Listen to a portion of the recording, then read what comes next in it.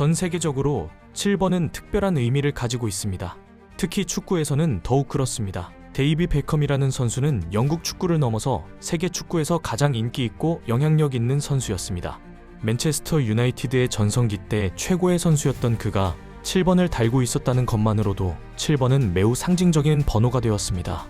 그 7번을 이어받은 선수가 바로 축구 역사상 메시 다음 2인자로 불리는 호날두였습니다. 7번은 한 팀의 가장 중요한 존재를 의미합니다. 그래서 박지성도 맨체스터 유나이티드에서는 7번을 달지 못했지만 한국 국가대표팀에서는 7번을 받고 팀을 이끌었습니다. 21살 때 등번호는 21번이었지만 맨유에 입단하고 한국의 중심이 된 이후에는 국가대표에서 7번을 달았습니다. 그리고 그 7번을 이어받은 선수가 바로 손흥민입니다. 손흥민은 토트넘에서 대활약을 하면서 자연스럽게 7번을 받았고 대한민국에서는 8년째 7번을 달고 있습니다. 토트넘으로 이적했던 2015년부터 지금까지 10년 넘게 7번을 달고 있고 LAFC에서도 타이밍이 절묘하게 자연스럽게 7번을 받으며 미국을 평정하고 있습니다. 한 팀에서 7번을 받는다는 것은 매우 큰 의미입니다. 그런데 한국 국가대표 중에는 7번을 부여받은 선수가 또 한 명 있습니다. 바로 이재성입니다. 이재성은 2021년 홀슈타인 킬에서 마인츠로 자유계약 이적을 했습니다. 당시 마인츠에서 7번은 공석이었고 마인츠는 측면과 중앙을 오가는 공격형 미드필더, 세컨드 스트라이커로 영입했습니다. 독일 언론들은 마인츠의 새로운 에이스 자원, 공격 작업의 연결고리 플레이메이커라고 표현했습니다. 그리고 이재성은 마인츠에서 7번을 받았습니다. 전북 현대에서 홀슈타인 킬로 이적했을 때도 7번이었습니다. 그만큼 독일 팀들이 이재성을 중요하게 생각한다는 의미였습니다. 합류 첫 시즌부터 7번을 달고 주전급으로 뛰었고 분데스리가 잔류 싸움, 다름슈타트전 2골 1도움, 바이에른전 멀티골 등 결정적인 장면을 계속 만들면서 마인츠의 7번은 이재성 이미지가 완전히 굳어졌습니다. 2025년 12월 18일 메바 아레나 33,000명의 관중이 가득 찬 홈 경기장에서 이재성은 역사적인 순간을 함께했습니다. 컨퍼런스 리그 경기에서 튀르키예 삼순스포르를 2대0으로 꺾고 마인츠가 창단 100년 역사상 처음으로 유럽 클럽 대항전 토너먼트 16강에 진출한 순간입니다. 이재성은 전반 44분 왼쪽 측면에서 감각적인 로빙 패스로 연결한 공을 비드머가 받아 페널티 지역까지 몰고 가더니 왼발로 골망을 흔들었습니다. 또한 후반 시작과 동시에 코너킥 상황에서 이재성이 시도한 슈팅이 상대 수비 팔에 맞으면서 페널티킥을 얻어냈고 아미리가 이를 골로 연결했습니다.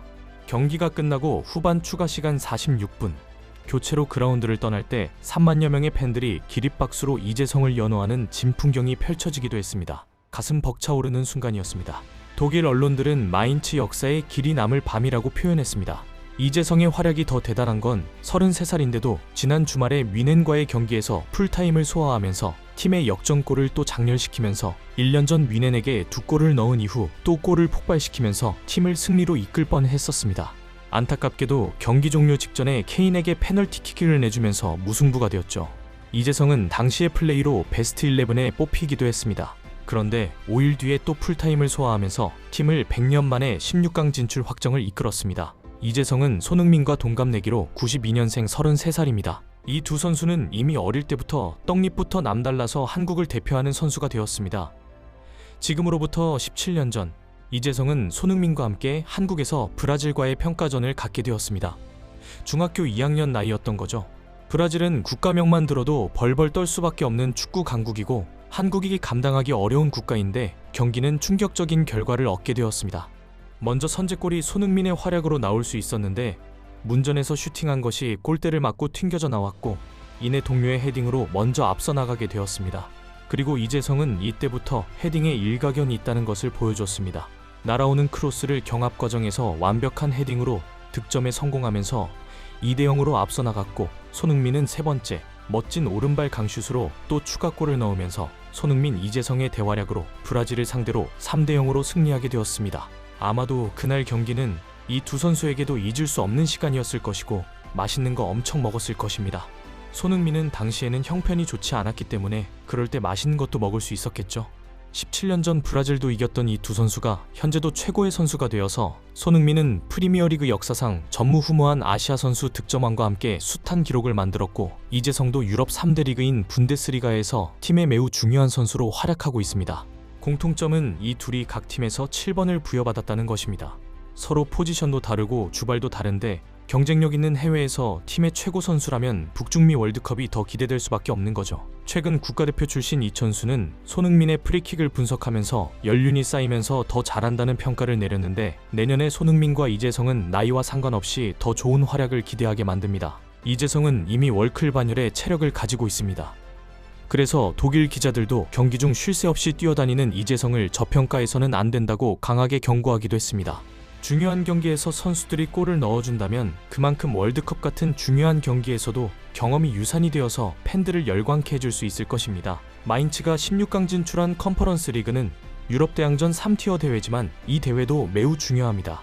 재정적으로도 큰 도움이 되고, 우승하는 팀들 보면 무리뉴 감독이 로마의 감독일 때 컨퍼런스 리그 우승 후 가장 위대한 우승이라고 했습니다. 웨스트햄도 컨퍼런스 리그 우승 후 데클란 라이스의 몸값이 천정부지로 치솟으며 1억 달러로 아스날로 이적했습니다. 이런 대회에서 활약은 그 다음 선수 생명을 더욱 이어주는 매개체가 되기도 합니다. 이재성은 이제 다시 홈에서 3일 후에 장파올리라는 팀과의 홈 경기를 또 치르게 됩니다. 마인츠가 강등 위기에 처해 있기 때문에 여유가 있는 상황은 아닙니다. 장파올리는 16위, 마인츠는 꼴찌인 18위입니다. 1승 제물이 장파올리여야 하지만 일주일 만에 경기를 하는 팀과 3일 쉬고 붙게 된다는 것은 더 불리할 수밖에 없는 상황입니다. 마인츠의 감독은 어떤 선택을 하게 될까요? 33살 이재성을 3일 만에 다시 선발 출전시킬 모험을 선택하게 될까요? 아니면 교체로 출전을 시키게 될까요? 3점을 얻는다면 강등 탈출에 청신호가 켜지게 됩니다. 이재성이 월드컵 열리기 전 팀이 2부 리그로 추락하게 된다면 영향을 받을 수밖에 없습니다. 주말에 이재성의 활약과 함께 승전보가 울리기를 응원해야겠습니다. 대한민국 선수들은 유럽 곳곳에서 좋은 소식들이 끊임없이 들리고 있습니다.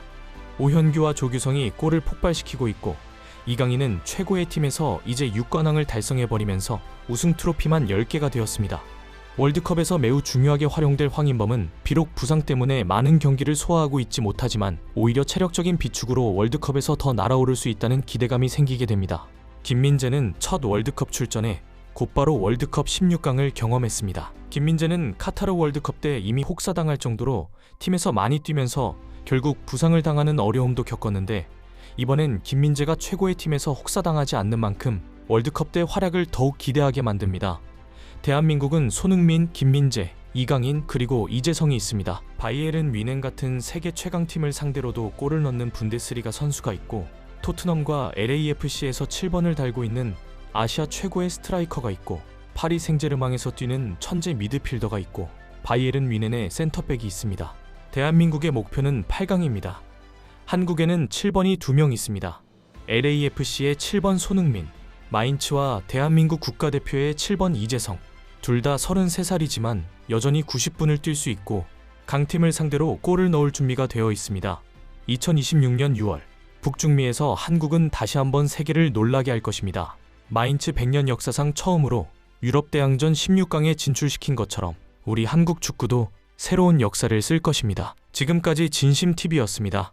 감사합니다.